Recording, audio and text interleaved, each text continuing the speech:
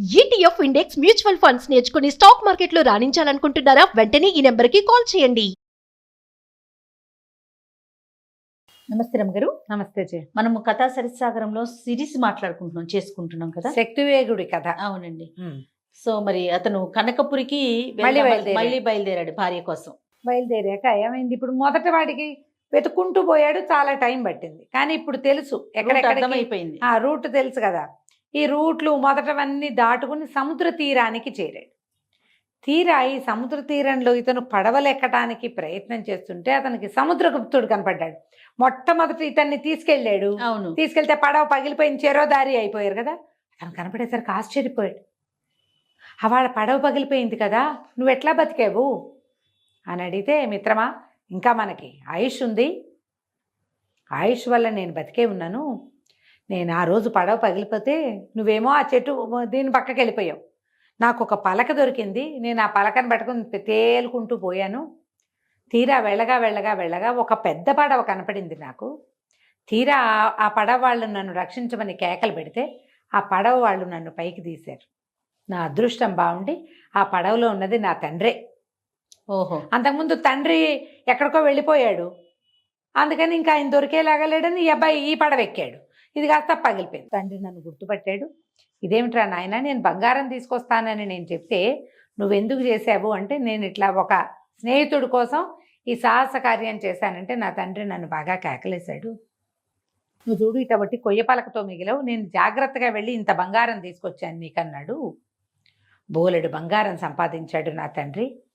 నేను ఆ ఆస్తితోటి హాయిగా ఇక్కడ విటంకపురం ఇక్కడే ఉన్నాను, మేము ఇక్కడ హాయిగా ఉన్నాము అని చెప్పాడు. చెప్పి సరే నువ్వురా, నా దగ్గర ఉండు కానీ కొద్ది రోజులు అంటే ఇతను అడిగాడు, నేను ఆ కనకపురి మళ్ళీ వెళ్దాం అనుకుంటున్నా, ఎలా వెళ్ళాలి అంటే అతను ఏమన్నాడు, మళ్ళీ ఇక్కడి నుంచి కొన్ని పడవలు బయలుదేరుతున్నాయి, కుదిరితే నువ్వు ఆ పడవల్లో వేటిలోనే వెళ్దు కానీ అవి బయలుదేరడానికి సమయం పడుతుంది కదా, కొద్ది రోజులు మా దగ్గర ఉండు, మన ఇద్దరం చాలా స్నేహంగా ఉండేవాళ్ళం సముద్రంలో, ఇప్పుడు కింద కూడా భూమి మీద కూడా నా ఆతిథ్యాన్ని నువ్వు రుచూద్దు కానీ ఉండమన్నాడు. ఉండమంటే ఇతనికి ఒక బంధువులు ఉన్నాడు కదా, వాళ్ళ మేనమావ కొడుకు కూడా ఈ ఊళ్ళో కనపడ్డాడు. ఆ బంధువుని పలకరించొద్దామని ఊళ్ళోకి బయలుదేరాడు. వెళ్తుంటే ఏమైంది, ఇతను ఒక దాసరాజుతో కలిసి వెళ్ళాడు కదా రెండోసారి. వెళ్ళినప్పుడు ఏమైంది, ఒక పెద్ద చెట్టు మర్రి చెట్టు, ఆ మర్రి చెట్టు కింద అతను అగాధంలో పడిపోయాడు. వీడేమో మర్రి చెట్టుని పట్టుకుని తప్పించుకున్నాడు. ఆ దాసరాజు యొక్క కుమారులు కనపడ్డారు. కనపడి వాళ్ళల్లో ఒకడు పలకరించాడు, నువ్వు శక్తిదేవుడు కదా, ఫలానా ఊరి నుంచి వచ్చిన బ్రాహ్మడివి, మా నాన్నతో కలిసి సముద్రయానానికి వెళ్ళావు కదా నువ్వు అని పట్టుకున్నారు. పట్టుకునేసరికల్లా ఇతను అవునవును అనేసరికి, మరి నువ్వు వచ్చావు, మా నాన్న ఏడన్నారు వాళ్ళు. కాదు, మేము ఇట్లా సముద్రంలో ప్రయాణం చేస్తున్నప్పుడు మాకు ఒక పెద్ద మర్రి చెట్టు కనపడింది, దాని పక్కన ఒక అగాధం ఉంది, నేను తప్పించుకున్నాను, మీ తండ్రి అగాధంలో పడిపోయాడు ఆనంగానే హాత్తేరి. మీరు ఇద్దరు ప్రయాణం చేస్తుంటే ఒకడు అగాధంలో పడి రెండోవాడు ఎట్ట బతుకుతాడు, నువ్వు బతికి జవసత్వాలతో శుభ్రంగా ఉన్నావు, మా నాన్న ఎట్టా చచ్చిపోతాడు, నీ వల్ల కదా మా తండ్రి వచ్చాడు, పనిమాల ఆయన్ని వెతుక్కుంటూ వచ్చావు నువ్వు, పట్టు పద, నీ సంగతి అట్లా కాదు, మేము చండికాలయానికి తీసుకుపోతాం, నిన్ను ఎలాగైనా సరే చండికకి బలిస్తే కానీ మాకు కుదరదు అని చెప్పి ఇతన్ని ఈ చుట్టాలాయన్ని చూడకుండానే, సముద్రగుప్తుడికి తెలియకుండానే శక్తివేగుడిని ఈడ్చుకుపోయారు. ఈడ్చుకుపోయి వాళ్ళది ఒక పెద్ద చండికాలయం ఉంది. దాసరాజు అంటే వీళ్ళు పల్లెకారులు కదా, పల్లెవాళ్ళు, వాళ్ళకు ఒక చండీ గృహం ఉంది, తీసుకుపోయి అందులో కట్టేశారు. కట్టేసరికల్లా వీడు పరి విధాలా ఏడ్చాడు.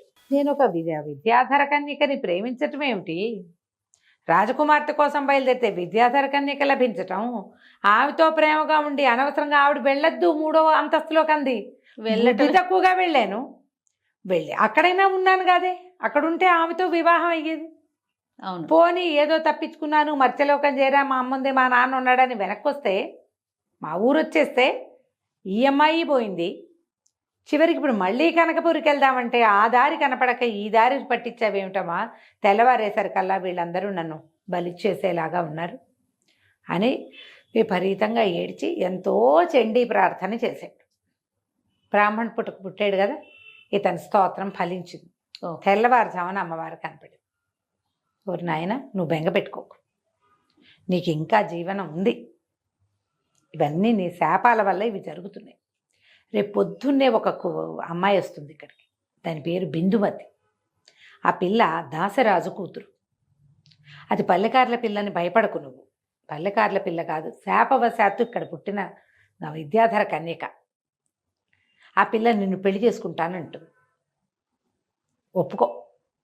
ఇప్పుడు నేను బ్రాహ్మణి కదా, పల్లెకాంతాన్ని ఎట్లా చేసుకోనని అనుకోక, శాపవశాత్తు పుట్టింది, నువ్వు ఆ పిల్లని పెళ్లి చేసుకో, చావు నుంచి తప్పించుకుంటావు.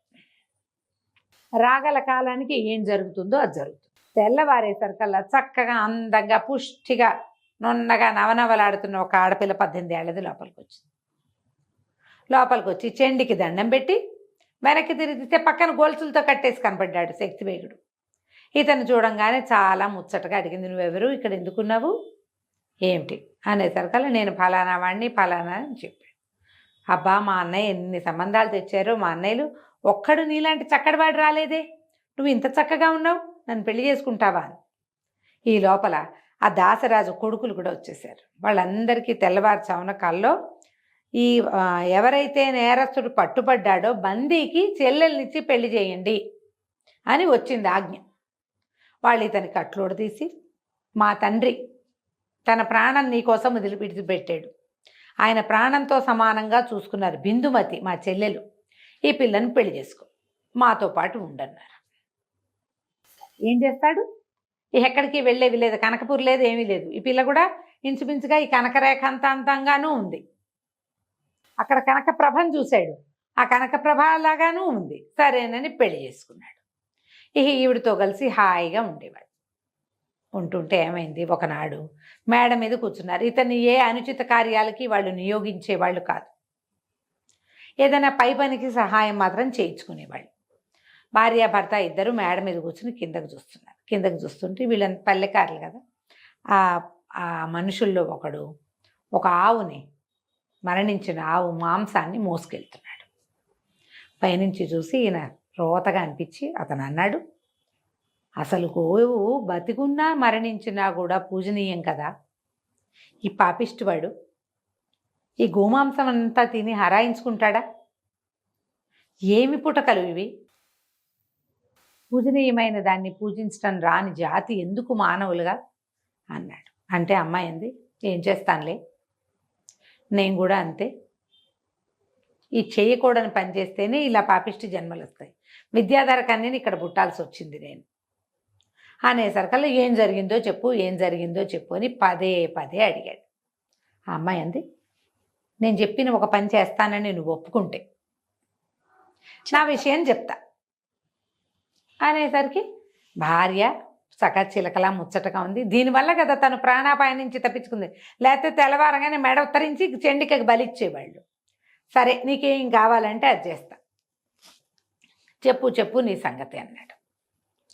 అనేసరికల్లా ఈ అమ్మాయి అంది, మేము విద్యాధర కాంతని, మేము చిన్నప్పుడు వీణ వాయించుకునేవాళ్ళం, అయితే ఏమైంది, వీణ తీగ సాగిపోయింది, సాగితే దాన్ని అక్కడ కత్తిరించి మళ్ళీ ముడేసుకోవాలి, పళ్ళకి పట్టించి కొరికాను దాన్ని. ఆ వీణ తంత్రి గోవు యొక్క నరాలతో చేయబడింది. ఆ గోనరం పంటికి తగిల్చినందుకు నాకు ఇలాగ పల్లెకార్లలో పుట్టవలసిన కర్మ దాపురించింది. మాంసభక్షణ చేసినట్టే గోవు నరం పంటికి నోటికి తగిలింది, పళ్ళకి తగిలిందంటే నాలుగుకి నోటికి తగిలినట్టు. శాపవశాత్తు మరి నాకు నేను చేసిన ఆ దుష్కర్మ వల్లే, శాపం కాదు అది కర్మ, దానివల్ల నేను ఇట్లాగా గోమాంసం తినే వాళ్ళ మధ్యలో పుట్టవలసి వచ్చింది. అవడానికి విద్యాధర కాంతని చూడు, ఇట్లా ఈ పని చేసినందుకే, ఆ చిన్న పొరపాటుకే తెలియక చేసినందుకే నాకు ఇది వస్తే, తెలిసి ఈ గోమాంసం తినే వాళ్ళ కర్మ ఏమవుతుందో అన్నది. అయ్యో అలాగా, నువ్వు విద్యాధర కన్యకవా, అదే ఇదే అన్నాడు. అన్నాక నీకేదో కావాలన్నావు, ఏం కావాలి అని అడిగాడు. అడిగేసరికి అలా అమ్మాయింది, మరి అనతి కాలంలో నీకు ఇంకో పెళ్ళి అవుతుంది, నేను ఉంటాను, ఇంకో పెళ్ళి అవుతుంది. కొన్నాళ్ళకి ఆ అమ్మాయి గర్భవతి అవుతుంది. తను ఆశ్చర్యంగా వింటున్నాడు, దీనికి ఎట్లా తెలుసు?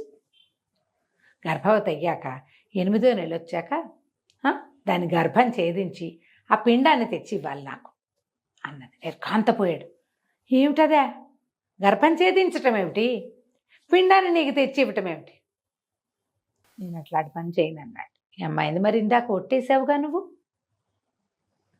నాతో నీ విషయం చెప్పించడానికి నువ్వు ఒట్టేసావు, నువ్వు ఒప్పుకున్నావు, చేసి తీరాలి.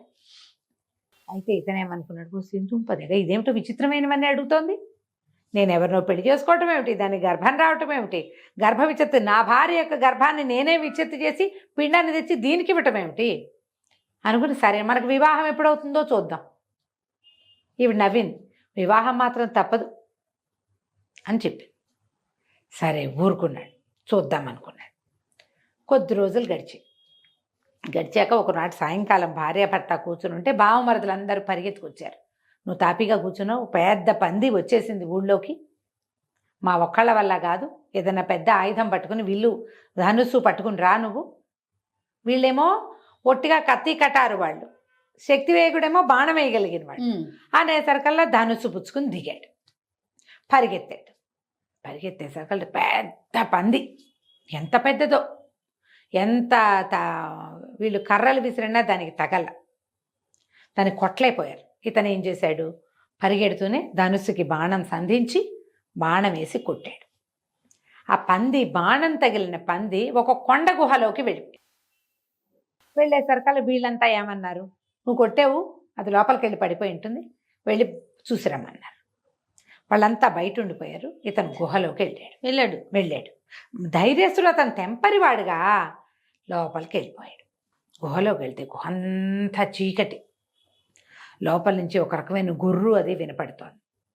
ఒక నిమిషం అయ్యాక గుర్రు కూడా ఆగిపోయింది. అంటే పందికి దెబ్బ తగిలి అది గూర్నిస్తూ లోపలికి వెళ్ళి మరణించుంటుంది.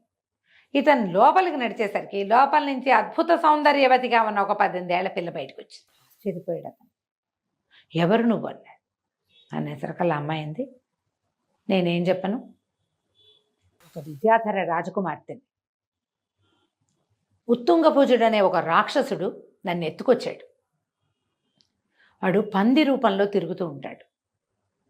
మా తండ్రికి తెలీదు, దక్షిణ దిశకి రాజు మా నాన్న, ఇతను నన్ను ఇక్కడ దాచిపెట్టాడు. అయితే ఇప్పుడు పంది రూపంలోనే తిరుగుతాడు అతను.